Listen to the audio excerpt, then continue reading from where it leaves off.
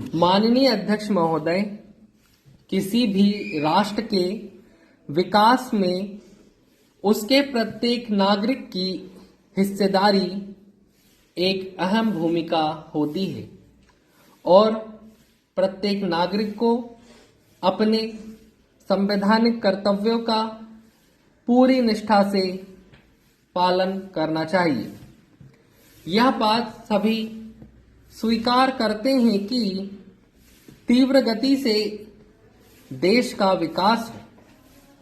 जब देश का विकास तीव्र गति से होगा तभी देश का हर नागरिक समृद्ध और खुशहाल रह सकेगा।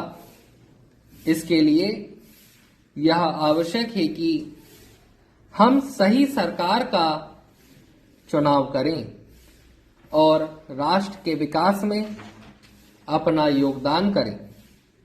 वोट देना प्रत्येक नागरिक का कर्तव्य है, लेकिन चुनावों में देखने में यह आता है कि जनता में चुनावों के प्रति अधिक उत्साह नहीं होता है और मतदान का प्रतिशत काफी कम रहता है। जनता को चुनावों के प्रति उदासीन नहीं रहना चाहिए, क्योंकि देश का भविष्य जनता के द्वारा चुने गए प्रतिनिधियों के हाथ में होता है। इसलिए जनता को अपने प्रतिनिधियों को खूब सोच समझकर पूरी ईमानदारी से चुनना चाहिए। जनता को यह भलीभांति समझना चाहिए कि किस दल की क्या नीतियां और क्या कार्यक्रम हैं और चुनाव जीतने के बाद वह दल जनता की समस्याओं को किस प्रकार से हल करेगा। प्रत्येक दल की अलग नीतियां, उद्देश्य और सिद्धांत होते हैं।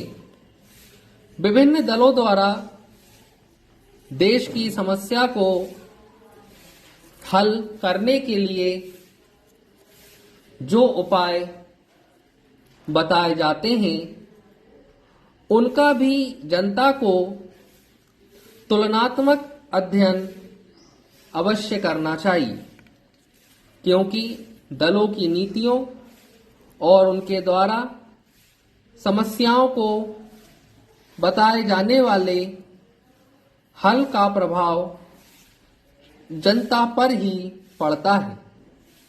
उम्मीदवारों को चुनते समय उनकी योग्यता का भी ख्याल रखना चाहिए।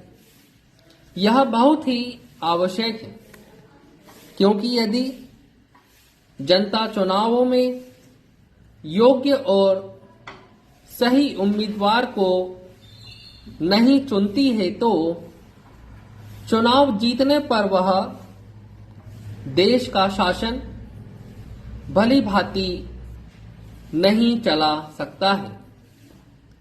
चुनाव जीतने के बाद सरकार बनने पर जनप्रतिनिधियों को देश का शासन सही प्रकार से चलाने एवं देश की बड़ी बड़ी समस्याओं को हल करने के लिए बहुत महत्वपूर्ण निर्णय लेने पड़ते हैं और बड़े बड़े अधिकारियों के साथ काम करना होता है।